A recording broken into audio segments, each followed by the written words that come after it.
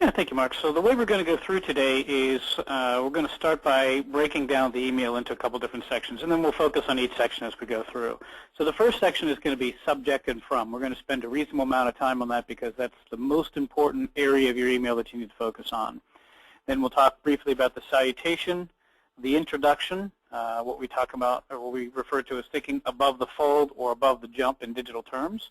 The email body we'll touch on briefly, signature, and then we'll also talk about the effective use of links within an email.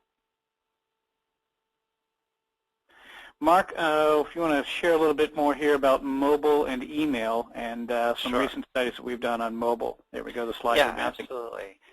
So, mobile and mobile devices are just becoming a much bigger part of everybody's life, and many of you today are watching this webinar on your laptop, your desktop, and in your other hand you're holding a mobile device. So more and more people are reading email and business communications on their mobile devices. So as marketers, we really need to spend a lot more of our cycles on how is the content that we send going to be read and consumed and viewed on mobile devices. So we're gonna dive into that in more detail about how to optimize your content across how it's going to be consumed, including mobile. And that really changes. You send out one email, and it's got to be viewable in Outlook and Gmail across all kinds of different platforms and browsers and AOL and Hotmail, but also on this tiny little screen that people scroll through very quickly as they're in meetings and on the bus and on the subway, and it just really, the perception of your content is very different on that. So it's really going to affect a lot of things about your call to action and your positioning. Yeah, and I think the takeaway from mobile, which we're going to reinforce throughout the rest of the presentation, the key takeaway relative to mobile at this point is, or you will see, is shorter content and call to actions earlier in the email. So again, we'll go through some specifics here, but those are, if you think of high-level takeaways relative to mobile and mobile design, those two are key things to think about. So let's dive in and start on the subject line and the importance of the subject line. It's the most important component of your email. To give you an idea of the subject, if you think of advertising legend David Ogilvy, one of the more popular ads that was done, the particular lead-in in that particular ad, as an example, most of us have seen this. At 60 miles an hour, the only thing you hear in the new Rolls-Royce is the ticking of the dashboard clock. Allegedly, that was rewritten 104 times, a reasonable amount of time spent just on that intro for that particular ad. Now, it's not an email, but again, similar concept. I mean, the subject and the lead-in is absolutely critical, so that's where you should be spending the majority of your time. Interestingly, some statistics for you. 40% of a reader's decision to open your email is based on the combination of the email subject and the send from. We have some other statistics for you, but that's reasonably important if you think about it. 40%. Just based on the subject line and the send from.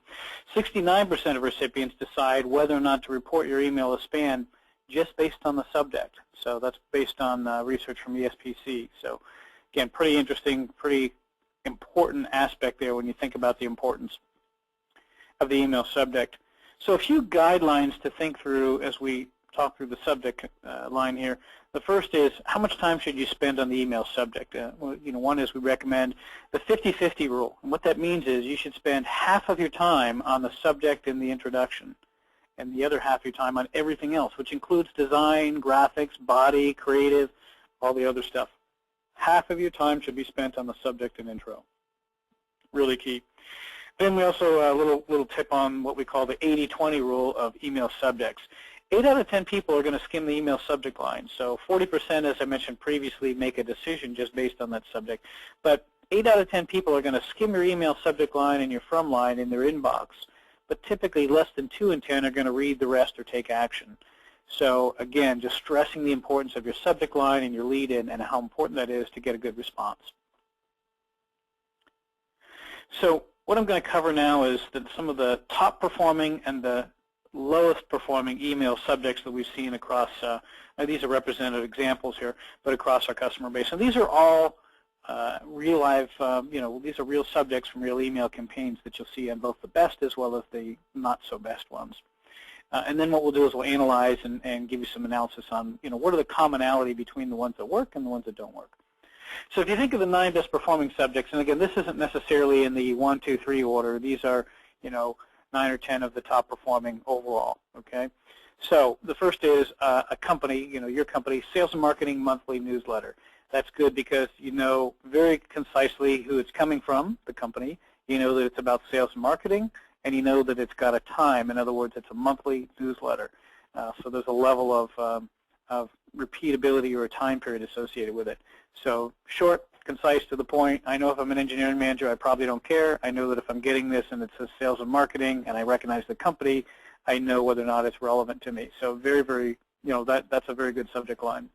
Number 2, variation, again, company newsletter, January 2010, with a teaser subject topic.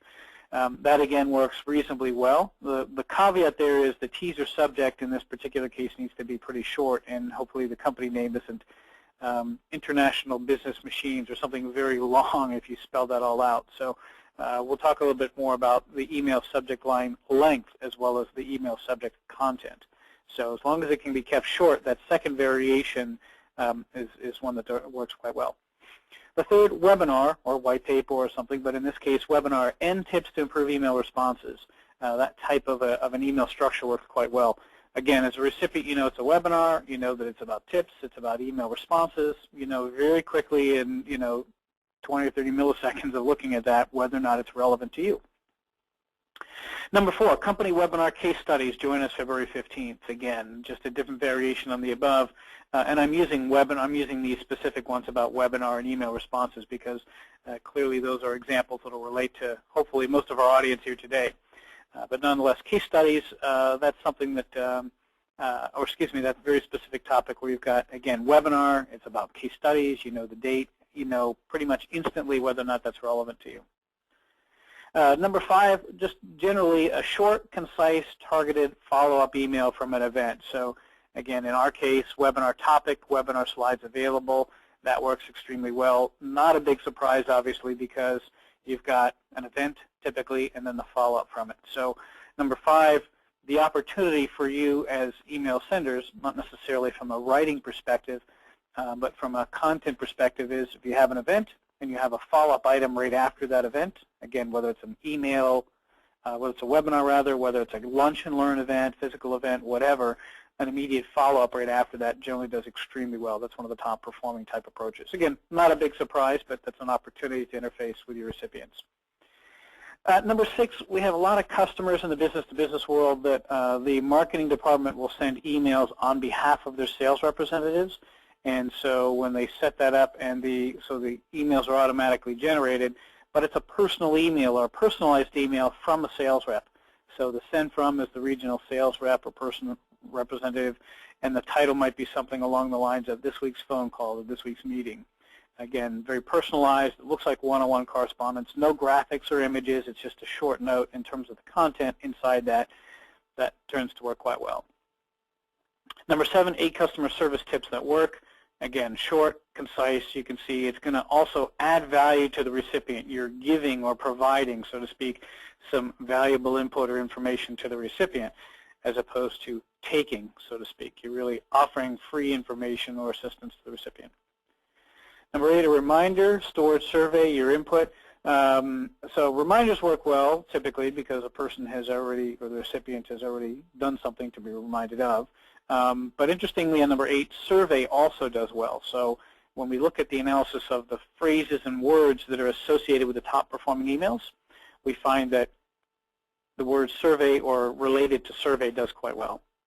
And finally, number 9, invitation to a particular event. Again, in the case where you can keep the subject reasonably short, an invitation to a particular event usually does quite well. Again, assuming that that topic is relevant to the audience and there's been some good targeting.